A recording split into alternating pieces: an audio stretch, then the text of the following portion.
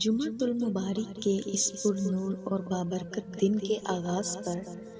رب تعالیٰ کی بارگاہ میں یہ التجا ہے کہ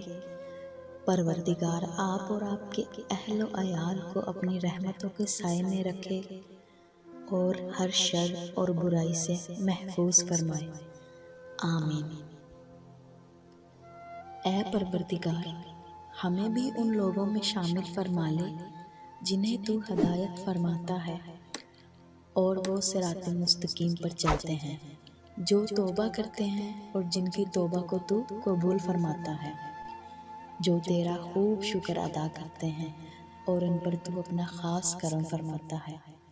آمین۔ دوسروں کے لیے اچھا سوچو گے تو اللہ تعالیٰ تمہارے لیے راستے بنا دے گا اور مشکلیں آسان کر دے گا۔